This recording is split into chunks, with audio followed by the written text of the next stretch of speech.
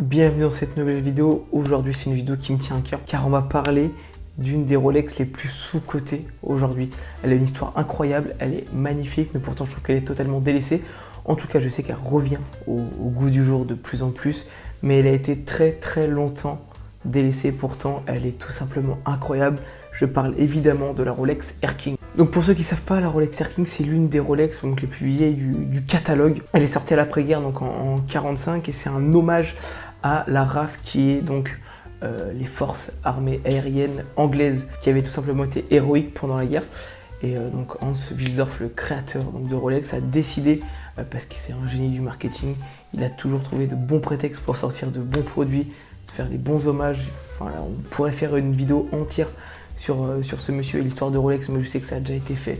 D'ailleurs, une très bonne vidéo de Clément Entretemps qui parle de l'histoire de Rolex. Je vous la conseille, enfin, si vous regardez ma chaîne, vous devez connaître Clément Entretemps qui est l'une des chaînes YouTube les top, qui est une des meilleures chaînes YouTube pour moi sur les histoires horlogères. Il a fait une très bonne vidéo là-dessus, donc ça sert à rien de faire un doublon. Honnêtement, allez voir sa vidéo. Et justement, ce monsieur est un génie du marketing. Il a toujours sorti de belles pièces, enfin, toujours fait pour sortir de belles pièces. Il n'y avait pas que lui qui travaillait dessus, bien évidemment. Mais voilà, après-guerre, il sort une pièce tout simplement magnifique qui est la Air King. Il y avait plusieurs déclinaisons possibles et c'est la Air King qui restera au fil des années. Donc voilà, on est sur un hommage à l'armée britannique, aux forces aériennes. Cette montre va d'ailleurs être portée par cette dernière. Donc c'est aussi voilà, la montre officielle de l'après-guerre pour ces pilotes d'avions de chasse. Enfin, je ne sais pas si à l'époque on peut dire que c'est les avions de chasse, mais en tout cas pour les avions bombardés de la force anglaise. Donc il y a bien entendu eu des évolutions visuelles de cette dernière, mais voilà, depuis 45, elle a toujours été au catalogue, elle a toujours eu, et vous le verrez au fil de la vidéo, en fait des mises à jour visuelles. Donc une dernière qui est sortie en 2012-2016, j'ai un doute là, un coup sur la date, qui va être le visuel d'aujourd'hui. Donc je vous la montrerai à la fin de la vidéo, on verra les 3-4 voilà, Air King au fil des années en fonction des designs. La première elle est sortie sur voilà, index, chiffre arabe, cadran basique. Il y a une version où il n'y a pas le 6 et il y a voilà, la trotteuse des secondes. Et on était à l'époque bien évidemment sur un bracelet en cuir. Donc au fil des années vous allez avoir des bracelets et des cadrans totalement différents. Il y a eu plein de dérives de la Air King. Je sais qu'à titre perso, pourquoi j'adore cette pièce? Tout simplement parce que voilà, le cadran est épuré.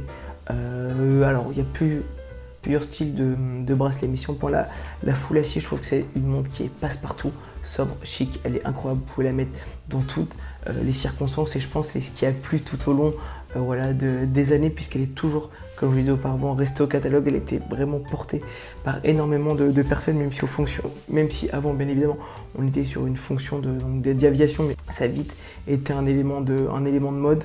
Elle a été reprise et dérivée, vous allez voir, il y a plusieurs histoires sympas. En fait, ça a été aussi une montre qui dans les grandes compagnies était offerte au meilleur sale, ce genre de choses. Je vous en parlerai juste après. Mais voilà, pour moi c'est une top montre qualité.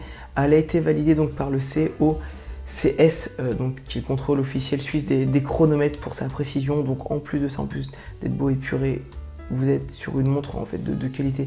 Bien évidemment, on est chez Rolex, donc toutes les montres sont de qualité. Mais voilà, à l'époque, c'était vraiment un gage de fiabilité. Ce qui va être marrant aussi, c'est vraiment au fil des années, vous allez avoir l'évolution des cadrans. Au tout début, on était sur du 34 mm et sur la dernière version, on sort sur du 40 mm. Donc je pense que vous en êtes bien rendu compte. Au fil des années, on va être sur de plus en plus de gros cadrans et pas uniquement chez Rolex. Vous avez vraiment ça sur toutes les marques horlogères. On est vraiment parti sur on est parti sur des petits cadrans et on est monté au fil des années sur de plus en plus gros cadrans. À titre perso, j'adore qu'on s'arrête à du 40 parce que typiquement, moi je sais que j'ai un petit poignet. Pour moi, petit et gros poignet peuvent porter sur du 40. Le 43, on arrive vraiment sur du plus gros cadran. Et si vous avez vraiment un tout petit poignet, c'est pas agréable. Je trouve que c'est pas trop esthétique de porter du 43.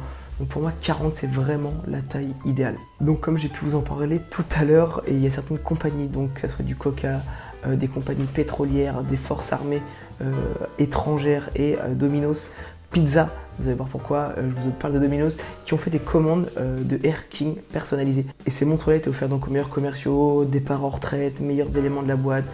C'est un peu entre guillemets une prime sur performance pour certains, donc on peut en retrouver sur le marché de l'occasion, même si c'est assez rare. Là je vous affiche donc une petite image à l'écran, vous allez voir que l'un des cadrans les plus connus c'est vraiment la version Domino's Pizza. Il y en a deux. Pour le Domino's Pizza, vous avez sur le cadran et sur le bracelet que vous allez avoir sur l'image tout à droite. Si je dis pas de bêtises, vous allez voir que sur le bracelet, il y a le logo brodé à l'intérieur de l'acier Domino's Pizza. Vous allez donc avoir le Global Petroleum, donc c'est à chaque fois sur une Air King bien entendu, voilà, qui est une compagnie pétrolière américaine. Et vous avez même l'armée saoudienne qui avait commandé ses propres Air King pour ses soldats.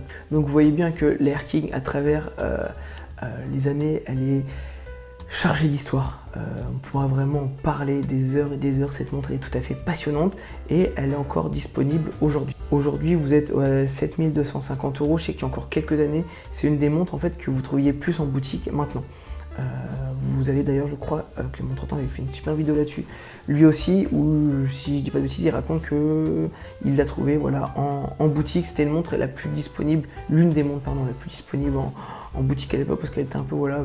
Personne la voulait, alors je ne sais pas pourquoi, je pense que c'est là où il y avait... Les gens devaient la jouer la moins sexy, pourtant, comme je vous l'ai dit tout à l'heure, moi je suis fan, et tout simplement tout ce que tu demandes sur une montre basique, classe, elle l'a, ça adopte à tous les styles. Sur cette fin de vidéo, ce que je vous propose, c'est vraiment qu'on regarde 3-4 pièces, voir l'évolution un peu donc de cette Air King. Du coup, la première qui est sortie en 1945 d'après-guerre, bracelet en cuir, 34 mm, on était sur la référence 43-65.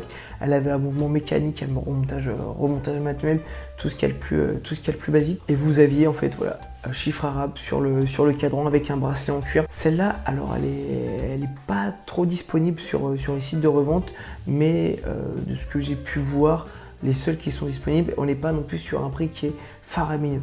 Mais voilà, je l'ai pas super bien vieilli pour être honnête, honnêtement, tous les pros, tout ce qui va être style 45, vraiment old school, je sais que c'est pas ma cam. Après, on est sur du style rétro aussi, ce qui fonctionne le plus. Donc si voilà, vous avez envie de vous faire plaisir ou commencer une petite collection d'Air King, je pense que c'est une pièce à avoir. La deuxième Air King la plus emblématique et celle-là qui est restée du coup au catalogue pendant très nombreuses années, c'est la référence 55-50. Où là on est sur du remontage automatique, sur du full acier. Aujourd'hui c'est une montre que vous retrouvez à 4440 € environ sur le marché de l'occasion. Après comme vous savez, voilà, ça peut fluctuer en fonction de quand vous allez regarder cette vidéo, mais voilà, j'essaie de prendre une fourchette assez voilà, représentative, et c'est une montre voilà, entre 4000 et 4500 € en très bon état. On est sur du 34 mm encore dans les années 70 avec une réserve de marche d'une quarantaine d'heures. Dessus, on va être sur du verre plexiglas, et c'est important de noter puisque toutes les Air King sorties après 1989 vont passer sur du verre saphir. Donc voilà, vous êtes dans les tons acier bien évidemment. Je trouve que c'est une montre qui a plutôt bien vieilli. Si vous la trouvez vraiment super bon état, c'est vraiment une montre que vous pouvez porter tous les jours. On arrive donc à la Air King qu'on va retrouver de nos jours, celle qui est encore en catalogue à 7350 €. Sur le marché de l'occasion, on est entre 10 et 12K pour se la procurer. On est 72 heures de réserve de marche en acier, toujours ce cadran avec les chiffres arabes. On est passé sur du 40 mm. Et ce que je trouve vraiment tout simplement incroyable, c'est vraiment cette aiguille verte avec le Rolex vert et la couronne en jaune. Elle est tout simplement magnifique. Honnêtement, je trouve qu'elle a très bien vieilli cette montre. Elle est incroyable. Sous-côté, comme j'arrête pas de vous le dire, même si vraiment en ce moment, vous le savez, elle est de plus en plus voilà, appréciée. Elle est vraiment redevenue à la mode, même si pour moi on devrait encore plus en parler. Et au final, je me rends compte que les anciennes générations, en fait je parle plus au nom de la jeune, parce que je suis assez jeune comme vous avez pu le remarquer, mais c'est vrai qu'à chaque fois que je parle avec quelqu'un de Rolex sur l'ancienne génération, il va tout de suite très souvent me parler de cette pièce-là. Je pense qu'en fait c'est juste un problème de génération où nous les jeunes, on est attirés par ce côté bling bling, et vraiment elle a jamais, je pense, perdu de sa valeur auprès des anciens, et tant mieux. Et je suis vraiment content qu'une pièce comme ça redevienne au goût du jour. J'espère que ça t'a plu. Voilà, de rentrer un peu plus en profondeur sur une des pièces Rolex. N'hésite pas en commentaire à me mettre une pièce que tu aimerais qu'on aille en profondeur ensemble. J'ai des histoires assez sympas. Voilà, n'hésite pas à me le mettre en commentaire, ça sera avec plaisir, et moi je te dis à la prochaine.